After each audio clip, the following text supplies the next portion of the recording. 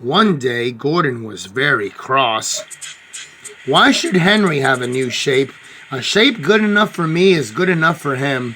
He goes gallivanting off, leaving us to do his work, and then comes back saying how happy he feels.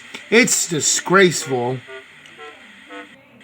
And there's another thing, too. Henry whistles too much. No respectable engine ever whistles loudly at stations. It isn't wrong, but we just don't do it. Poor Henry didn't feel happy anymore. Never mind, said Percy. I'm glad that you're home again, and I like your whistling. Goodbye, Henry, called Gordon. We're glad to have you with us again, but remember what I said. Later, Henry stopped at Edward's station. Hello, Henry, said Edward. I was pleased to hear your happy whistling. Thank you, Edward, smiled Henry. Shh, can you hear something? It sounds like Gordon, and it ought to be Gordon, but Gordon never whistles like that. It was Gordon. He came rushing down the line at a tremendous rate. He didn't look at Edward, and he didn't look at Henry. He screeched by and disappeared. Well, chuckled Edward. It isn't wrong, said Henry, but we just don't do it. And then he told Edward what Gordon had said.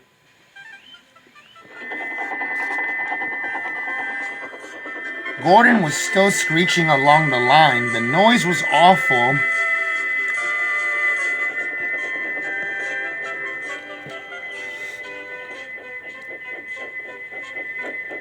At the station, everybody covered their ears. Sir Topham Hatt covered his ears, too.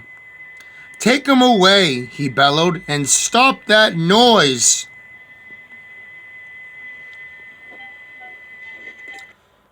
Gordon puffed sadly away, but he wouldn't stop whistling until two fiddlers climbed on top of him and knocked his whistle valve back into place.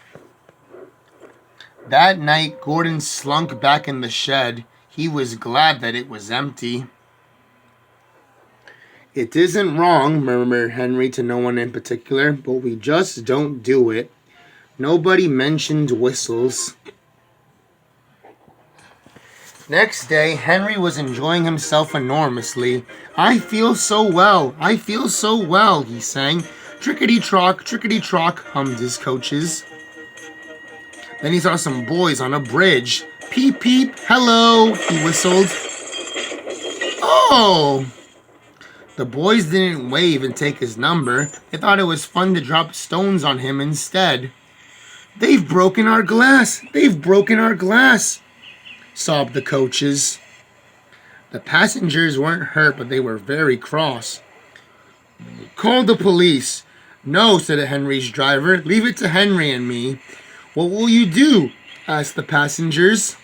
Can you keep a secret? Yes. Then Henry's gonna sneeze at those boys.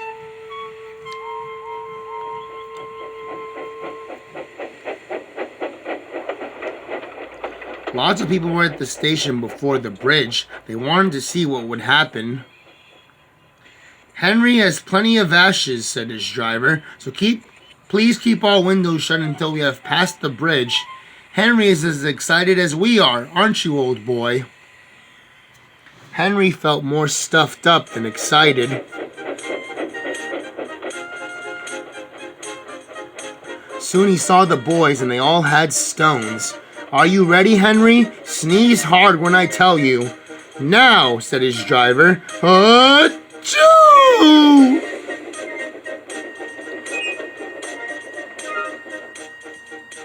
Well done, Henry, laughed his driver. Henry went home, and he knew that he had taught Gordon and the boys a very valuable lesson.